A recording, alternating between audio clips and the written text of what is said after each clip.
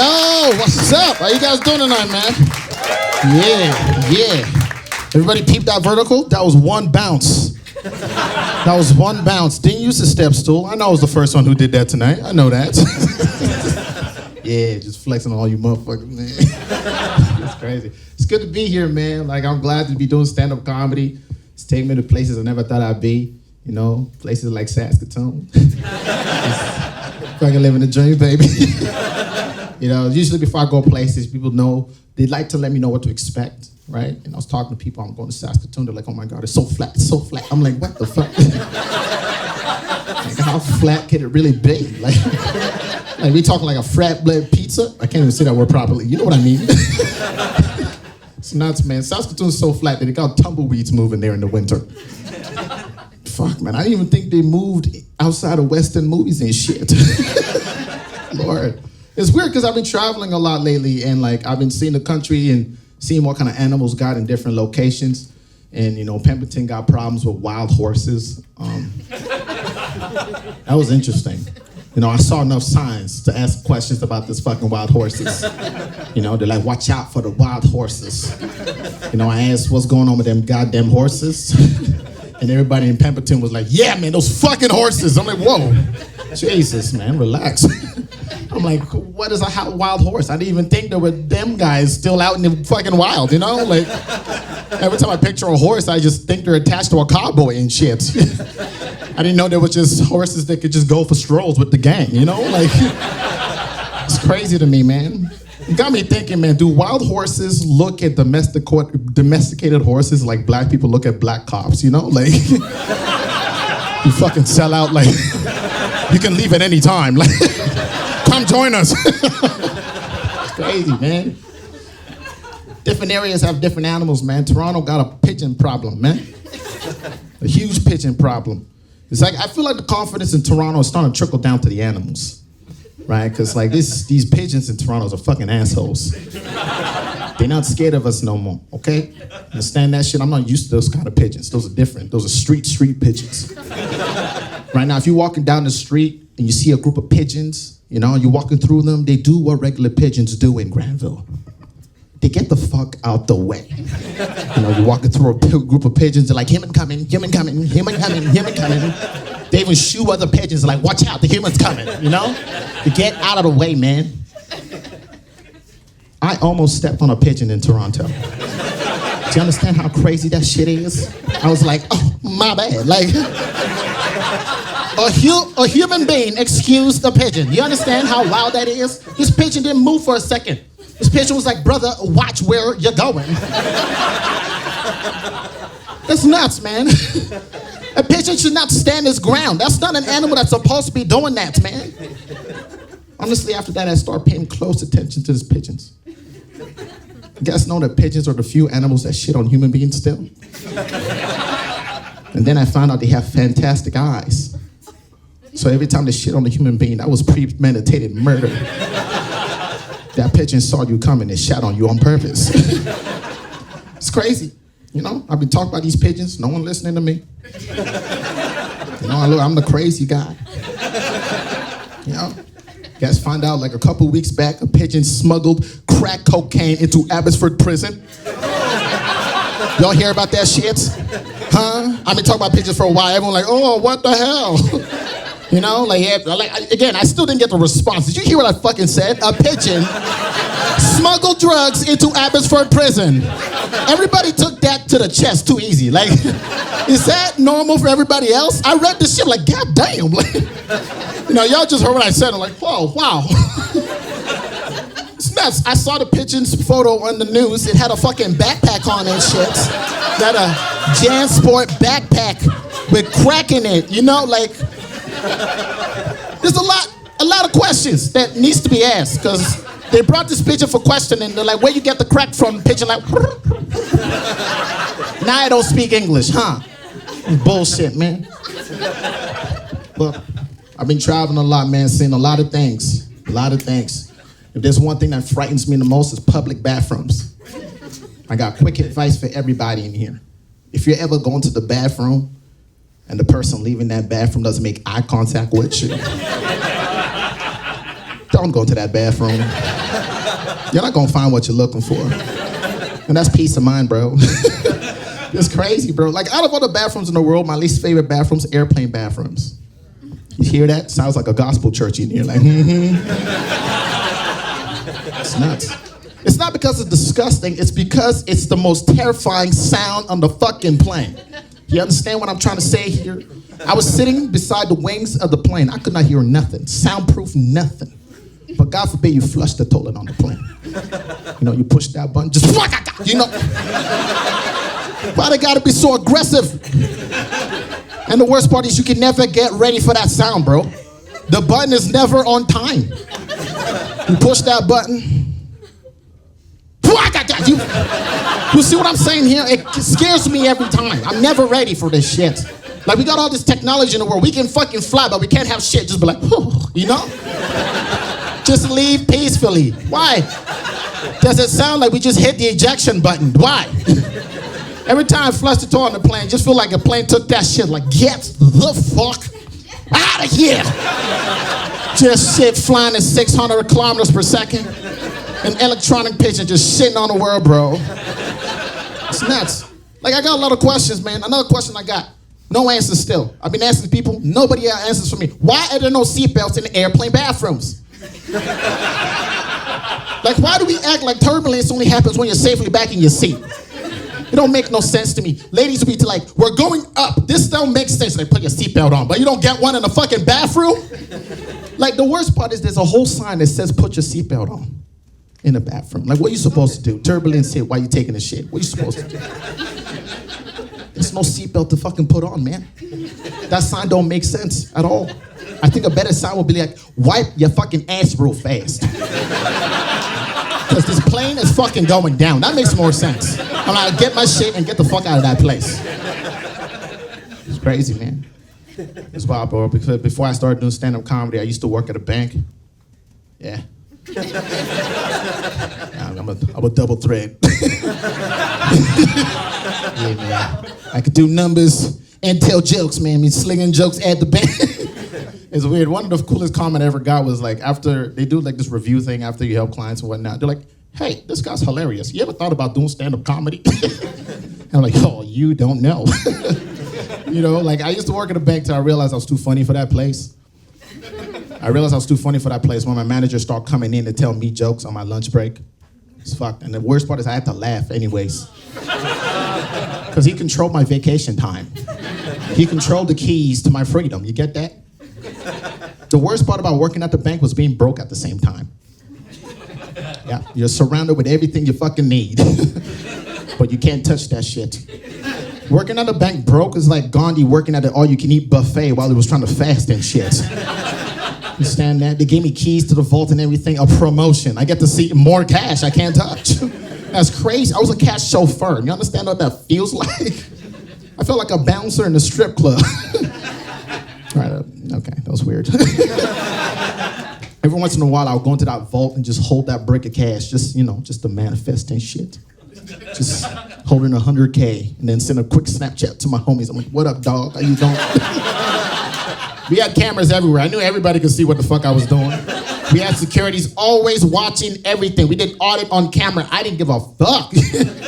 Every once in a while, I'd hold that brick and just be like, you know, just to see if they were watching how fast it can arrive. Like, I loved working at the bank, bro, but the only thing that caused me problems was my Nigerian name, way too long. I send emails to people, you know, my phone name is Ola Dada, you know, send an email to people with that kind of name. I can't believe it took me that long to realize, bro, if I even got an email from an Dada, I would not even open that shit. I'm like, nice try, you Nigerian prince, nice try. Now I didn't raise no fool, this is going straight to junk, thank you very much. The fuck you think we doing here? It was weird, I had to leave that bank, bro. I couldn't do it. I wasn't doing the right service for myself, I had to go. You know, but that conversation with my parents was difficult because my parents are Nigerian. And I told my mom I'm leaving my job as a financial advisor. So I can't even not laugh at that. I'm so lucky this shit worked out. You know what I mean? I'm like, Mom, I want to go and chase my dreams. She's like, you want to chase your dreams? go and take a nap. I'm like, you know what? I wasn't expecting her to support me, but I was not expecting a good-ass joke. You know what I'm saying? I'm like, Mom, you ever thought about doing stand-up comedy? No, we can hit the road together. I'll open for you, because that was fucking amazing. It's weird, because my parents, Nigerian parents don't support till you end up on TV. They don't give a shit. Like, JFL, all that stuff, if it's not on TV, don't give a fuck, man. My dad called me up 3 weeks ago. I've been doing stand-up for 6 years. 3 weeks ago.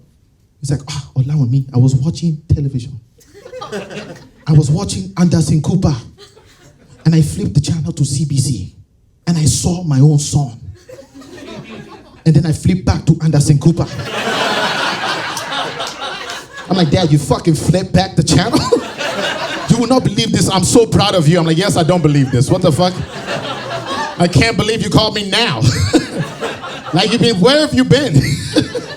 They support me to a degree that's kind of annoying now. Because every time I go back to visit my family in Alberta, they invite the entire Nigerian community to the house. I come into the house, my mom is like, Mr. Funny Man, welcome home.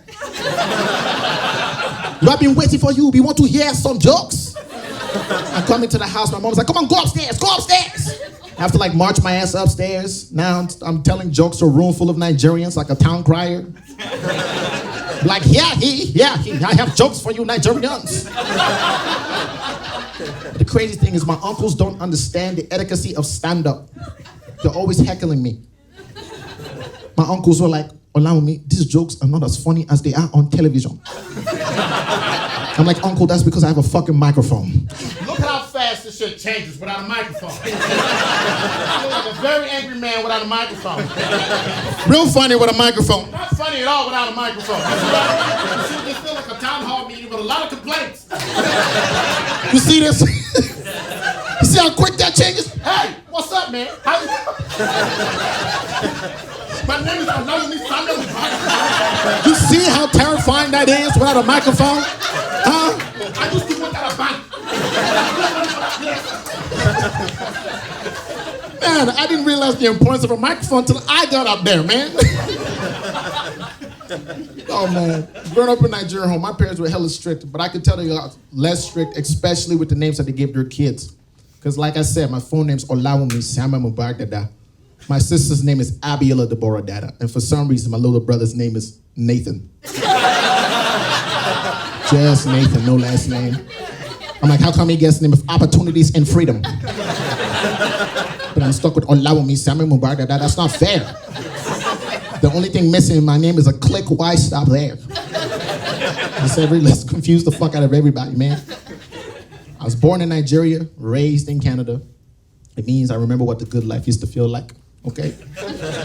Nigeria was awesome. We have no reason to leave, okay?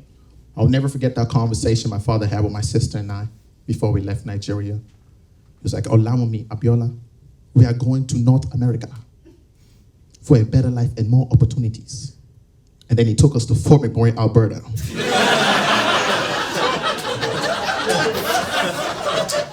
This is the biggest catfish I've ever experienced in my life.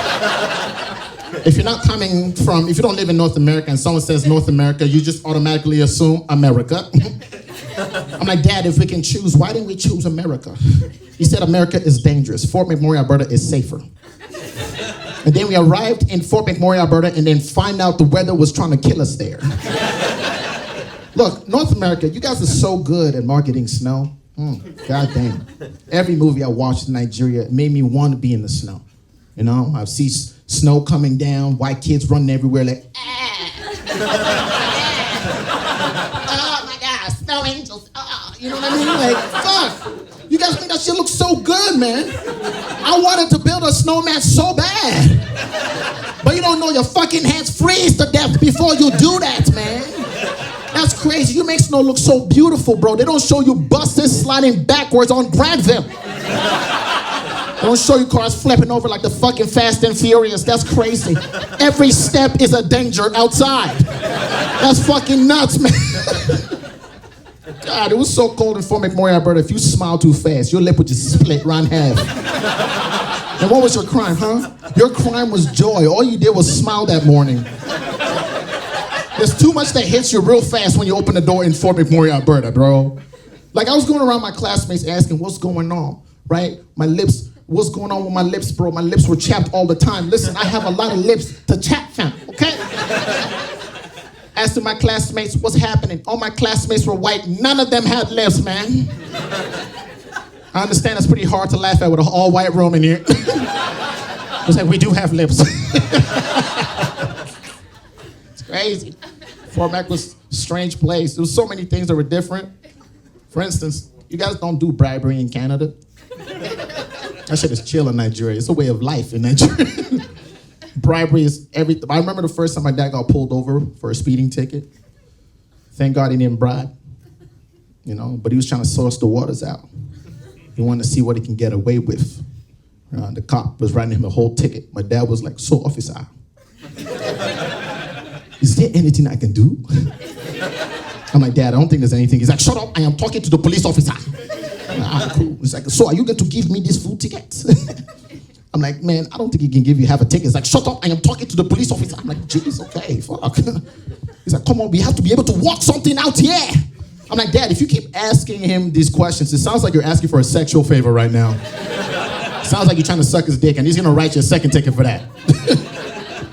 Look, we don't celebrate Halloween in Nigeria. We got enough to be afraid of, all right? We don't need an additional month for spooky. It's nuts, because Halloween is from July to December in Nigeria. I grew up in a really religious home, and it was tough. I couldn't imagine going to school, coming back home to my mom and be like, Mom, I want to be a witch. My mom would be like, stay right there. I will get you a broom. For the non-immigrants in the room, she was gonna whoop my ass with that broom. She was not gonna add an accessory to my fucking outfit. It's crazy. When we first moved out here, it was so nuts. So many things were different. My parents had no idea where the fuck we was at. Right? The first questions I was asking was why do they have body parts on cars here? In Fort McMurray, Alberta, they had lifted trucks everywhere, nuts hanging at the bottom. I'm like, whoa, why does this truck have nuts? I went to my father because it'd be weird asking my mom that question. Felt like a sexual question. I'm like, what's going on with these nuts, Dad? But my dad is kind of guy that if he doesn't know the answer, he's gonna lie to you about it. It's like, in America here, they go and hunt in the bush, and then to pay respect to the animal that they caught, they put the balls on the back of the truck. Have you seen them movies when they have the horns in the front? I'm like, oh, that makes sense. How long? I thought them nuts were fucking tribute to the animals that they caught. When motherfuckers was like, oh, I caught some game. I thought the balls were in the back of that truck. That's what I was thinking, bro. That's crazy. But then I saw the eyelashes. I'm like, something fishy around here. What the fuck is that? Them eyelashes don't make sense. It's crazy, man. Fort Mac is so strange. Oh, Lord. The first night we fell asleep, I'm like, God, what did I do to deserve this place? I'm like, Dad, where's this better life you was talking about? Went to sleep, woke up the next morning, saw the sun rising. I'm like, thank God they have the sun here. It doesn't feel like they have the sun, but fuck, it's here, This is the first time in my life I could see the sun, but I couldn't feel the sun. Do you understand what that does to a young mind? If this light bulb right here is hotter than the sun in Fort Mac. This is the longest I've gone without sweating in my life. This is crazy. But I'm not gonna complain. We can see stuff. That's fine. We can walk around, have a good ass day. Ish. And then 3 p.m. in the afternoon hit. And then the sun started to go down. I'm like, Dad, where the fuck is the sun going? I'm like, Mom, where's the sun going? My mom had no answers for me, man. I'm like, what kind of fucking part-time sun is this? As I'm talking to my mom about the sun, I look to my right, the fucking moon's already up, bro. This is the first time in my life I've seen the sun and the moon up at the same fucking time. The moon's working full-time, sun's working part-time. I'm like, what the hell is happening over here? I went to my mom for more answers. She's like, don't talk to me. Go and talk to your father. He's the one that brought us here. That's when I realized we had no idea where the fuck we was at. God. People in Vancouver, man, you guys don't even know how good you have it. You see my face. You don't see Fort McMurray, Alberta. You see a face you can complain to about the weather. That's what you see. Imagine people coming up to me like, oh, the rest of Canada's so lucky. They got to deal with that dry cold. Here we got to deal with that wet cold. No, wet cold really sticks to you, you know? Just really gets in your bones. Wet cold? That's called rain. Get a rain jacket. All right? The fuck we talking about here? You can't just go outside in Fort McMurray, Alberta. That's dangerous. If you walk outside without checking, you can go from heading to school to fighting for your life so fast. Every day I check the Weather Channel. In giant numbers, I see -30. And then for some reason, at the bottom of the screen, in tiny little fine print detail, plus wind chill. -68. I'm like, you think my body can tell the difference between the two? Like, the fuck? Like, why don't you put -68 at the top so we can all get ready for -68, bro? That's like me going to a restaurant asking, how hot is the food? They're like, room temperature. And then you find out the room is the fucking oven, bro. God, man. I've been through trauma. It's just, I wondered if I could claim refugee status for living in Fort Mac. I always wondered. It's crazy, bro. Just like, after I graduated, I'm like, I got to get the fuck out of this place. Canada got out for more than this. There's no way. There's no way. There's no way, man. I left Fort Mac looking for culture. Looking for black culture. Moved straight to Richmond, BC. Oh yeah, I found culture. Not the culture I was looking for. Then it dawned on me I did the exact same thing my father did. Moved to a city without no research. The apple don't fall too far from the tree. Yo, my name is Ola Dada. You guys have been so amazing. Have a good night.